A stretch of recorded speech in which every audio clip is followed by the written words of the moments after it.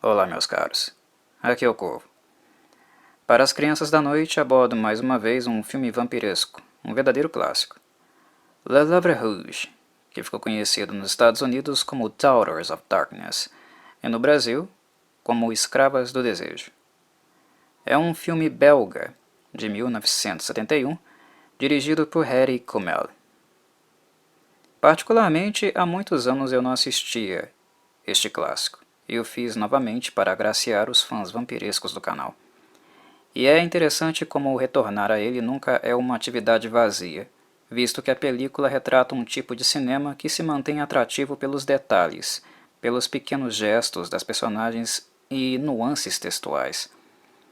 Aqueles que não conhecem o filme, mas possuem uma mínima curiosidade para conferir, talvez sejam tragados por um sentimento similar ao que eu tive, de estar em contato com um tipo de cinema raro, escasso e talvez extinto, caso queiramos ser um pouco mais dramáticos. E não se trata de nostalgia da minha parte, até porque eu não sou contemporâneo do filme. Não cresci na época em que ele foi filmado e tampouco fui afetado pelo espírito de época para se tratar de uma nostalgia. A questão é que todo cinéfilo, quem realmente tem prazer por cinema, viaja não apenas pelo mundo, mas também no tempo. Nós vemos grandes monumentos, características culturais, mas também sentimos a mentalidade das mais variadas épocas em nossa epiderme. E não precisa ser historiador ou antropólogo para sentir isso, embora ler um pouquinho de cada campo de conhecimento ajude muito a imergir ainda mais. Não sinto o menor receio em dizer que esta forma de cinema foi a única coisa que se tornou rara. O que é representado por ele se trata de um mundo que não existe mais, e é um tipo de sensação que as pessoas que são mais sensíveis certamente conseguirão sentir. Neste sentido, rever filmes clássicos é uma experiência quase sempre agridoce. É possível amá-los e ficar seduzidos por eles em pouco menos de 2 horas de reencontro, mas eles acabam deixando uma pitadinha amarga no fim. E novamente, não por nostalgia. Creio que se trata mais de um sentimento de perda. Toda época, meus caros, todo contexto histórico tem pontos fortes e fracos, grandes realizações e também mazelas. Pensadores respeitadíssimos, mas também figuras abjetas. E quando sentimos uma era passar, a experiência é agridoce, porque é possível observar uma evolução em certos aspectos, mas também a perda da beleza, daquilo que era único e admirável naquele tempo, que não necessariamente precisaria ter morrido, mas definha também, como tudo que existe. A morte é implacável contudo. Le Livre Rouge me deixa este tipo de sensação, de algo belo que morreu no cinema daquela época, mais especificamente no cinema europeu. Há quem dirá que o cinema belga é profundamente influenciado pelo francês, visto que a França era um maior expoente. Mas acredito serem necessárias algumas ressalvas quando dizemos isso. A influência é clara, mas cada país carrega um espírito e tendência única que acaba vazando na arte. Não é o mesmo caminhar, sorrir, sofrer e respirar em Paris e fazer o mesmo em Bruxelas. Há elementos culturais belgas que fazem do filme de fato belga e não francês. E este movimento de diferenciação não pode ser impedido pela similaridade do idioma ou determinado pelas fronteiras geográficas, pois ele é expresso pelo espírito de um povo. Estas coisas vazam na arte, porque a premissa da mesma é o contato sensível com o mundo. É um ponto-chave e razão de sua existência. Na minha avaliação, o diretor Harry Kummel demonstra muito isso, perfeitamente neste filme. A película é exótica, sedutora e sensual, como os filmes franceses e vampirescos da sua safra. Mas há algo nele, algo mais da dimensão tátil, que faz deste filme bem distinto, e por isso mesmo muito aclamado dentro do gênero. Não à toa ele se tornou um cult classic, porque nele encontramos um tato que é particularmente belga e não francês, mesmo que os elementos do erotismo e da libido sejam comuns para ambos e recorrentes naquele período. Harry Kumel é um diretor que não se ocupou, em sua carreira, apenas da responsabilidade de dirigir. Ele fez praticamente tudo o que se pode fazer na área do cinema quando o assunto é construir cenas. Ele escreveu, foi analista, lecionou, produziu e também editou. E o principal, no meu entendimento, como diretor, ele não ficou apenas preso no cinema, mas também aumentou seu gabarito trabalhando no teatro. Dito isso, para mim é inegável o nível de maturidade que o teatro, de maneira em geral, dá aos diretores. Como o palco se trata do lugar da expressão pura, é o santo graal da experiência cênica, diretores com esta experiência acabam lapidando melhor a relação que estabelecem com os atores que dirigem. A direção acaba ficando um pouco mais apurada, com um olhar diferenciado, porque se coloca um acento muito forte na interpretação, tornando-a bastante expressiva e emocional.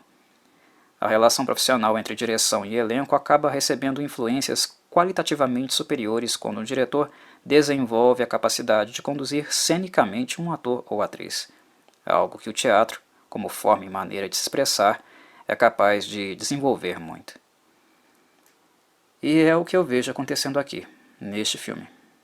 Harry Kumel não apenas possui o requisito para dirigir um filme vampiresco de grande refino e sensualidade, mas ainda conta com um elenco capaz de entregar, cenicamente, personagens muito envolventes e sedutores. No entanto, atenção ao que eu vou dizer a seguir. Quando eu digo envolvente e sedutor, nós podemos cair certamente em um estereótipo de vampiro, certo? Uma ideia do senso comum. Como se todos eles tivessem saído de uma mesma linha de produção, como se fossem robôs os quais não conseguimos observar ou sentir qualquer diferença de comportamento. É aquela sensação de serem todos iguais, de algo repetitivo e já visto anteriormente. Mas é exatamente o oposto que acontece aqui. As lindíssimas atrizes em destaque possuem não apenas um inegável charme e beleza, mas um magnetismo pessoal próprio que as fazem ser envolventes, sedutoras e ao mesmo tempo muito diferentes entre si. E é de fato isso que enriquece um filme vampiresco, torna-o mais tátil e excitante. A possibilidade de encontrar personagens com a típica densidade vampiresca, mas que não nos façam sentir que estamos acompanhando um gado, e sim pessoas distintas, únicas. Os autores vampirescos consagrados, na minha análise, são aqueles que conseguem compreender isso, e não posso dizer que eles sejam muitos. O elenco do filme é pequeno, mas suficientemente marcante. É a velha máxima sobre quantidade não significar qualidade. Isto é algo claríssimo aqui, notório. O ator americano John Carlin faz um bom trabalho, mas seu personagem é desprezível, um típico machista de época, e logo cresce em nós um asco por ele a ponto de não querermos nos envolver muito emocionalmente com o personagem. Isto é um sinal claro da sua ótima interpretação. Se ele causa asco, o ator de fato está demonstrando competência, visto que este era o objetivo. O filme possui uma pequena influência feminista no roteiro, justamente expressa de forma crítica na relação tóxica e abusiva do casal de protagonistas, recém-casados. A pobre Valerie sofre diversos abusos físicos e emocionais de um homem que claramente ela não conhecia o suficiente para ter decidido ter esse tipo de compromisso e engajamento, o matrimonial. É realmente tóxico. Preparem-se para sentirem bastante indignação. Já que mencionei a personagem Valerie, a pobrezinha está neste filme apenas para sofrer, e ela sofre muito. E com o machismo não apenas de homens, mas também de mulheres. E este também é um diferencial. O filme mostra como esta praga que é o machismo não se trata de uma questão de gênero, e como mulheres podem ser igualmente machistas e tiranas, inclusive conscientemente, visto que se trata de uma expressão de domínio, uma forma de exercer poder, com funções práticas. O filme vai demonstrar claramente como um discurso emancipatório pode ser usado por psicopatas para fins escusos, atuando como lobos em pele de cordeiro. Valerie é interpretada pela atriz canadense Danielle Ouimet, uma mulher lindíssima e serena o suficiente para caracterizar a personagem. O elenco feminino se torna completo com a veterana atriz francesa Delphine Seyrig e a alemã Andrea Rau. Delphine Seyrig dispensa apresentação. Sempre foi uma atriz com um imenso repertório. Aqui, ela já é uma mulher próxima do término do seu período balzaquiano, com 39 aninhos. De muita experiência e refino, suficientes para fazer dela a vampira mestra do filme e nos envolver mentalmente com seu magnetismo pessoal e excentricidade. Delphine é nada mais, nada menos do que a condessa Elizabeth Bathory.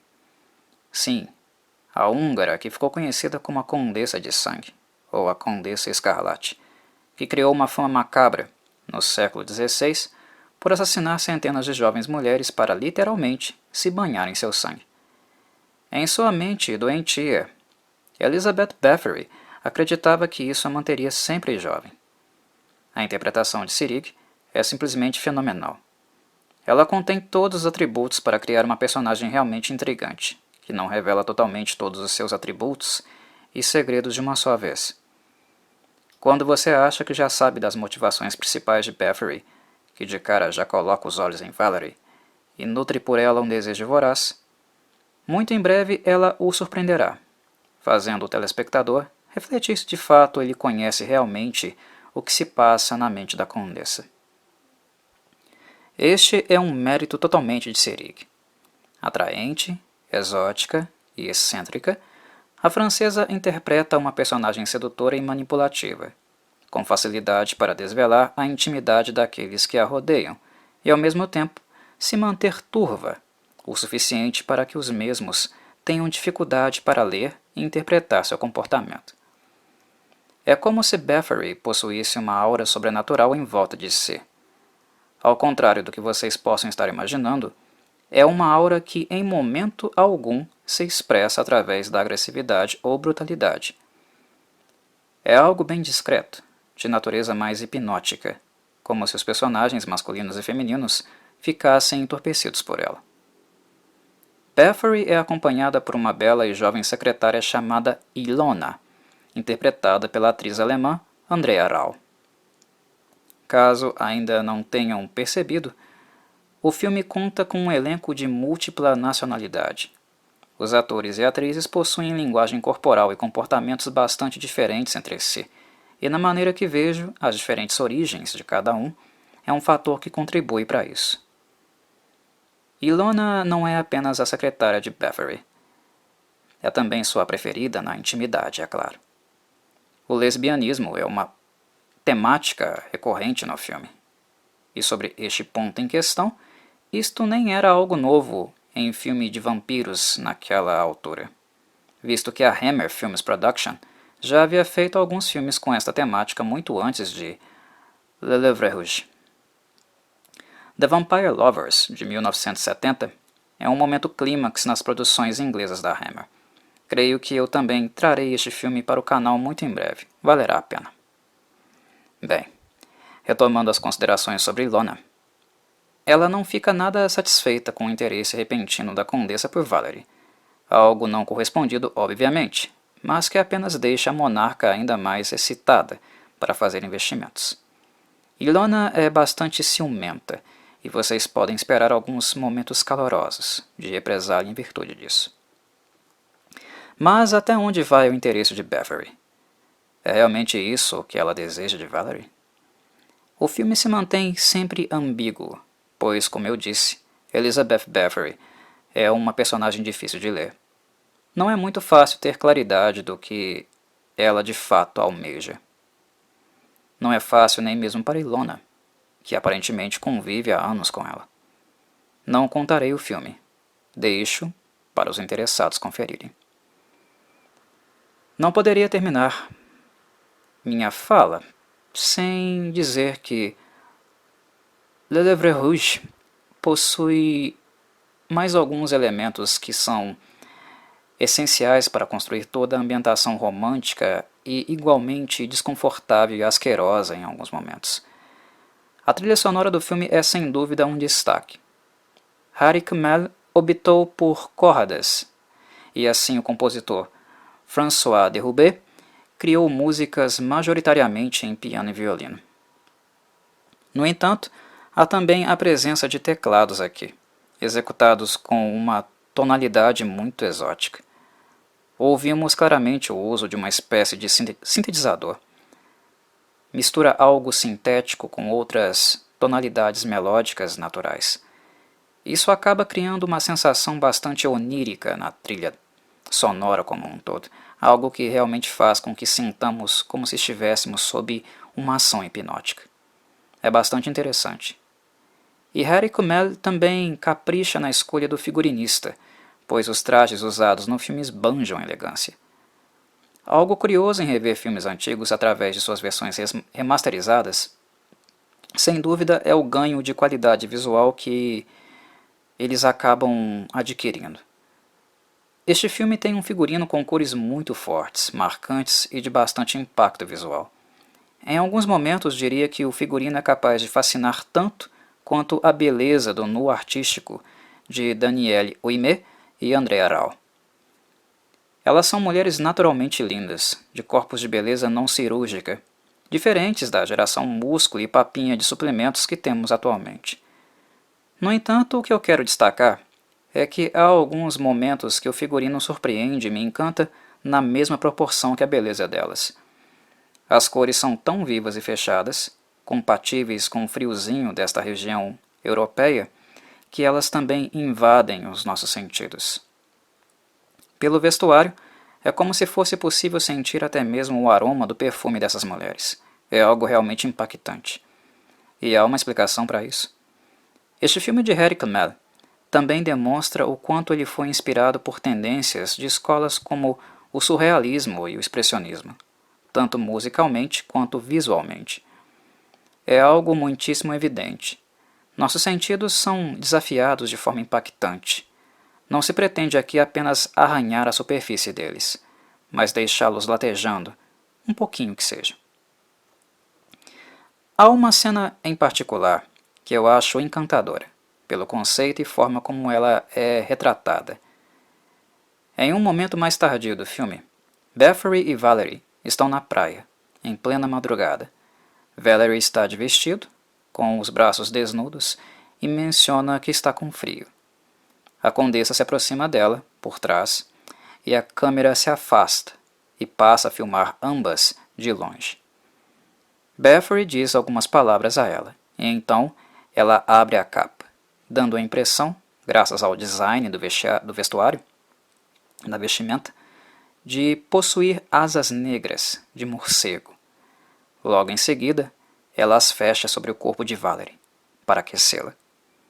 Cena simples, mas da forma que foi filmada, revela muito, muito bom gosto. Produz impacto e transborda a sensação de refino, longe de algo grotesco ou ameaçador. Bem, acredito já ter dado elementos introdutórios satisfatórios, suficientes. Este é mais um clássico vampiresco europeu. Dificilmente desagradará aos amantes do gênero, como também da sétima arte feita no velho continente. Eu, Corvo, me despeço solenemente. Um abraço, meus caros.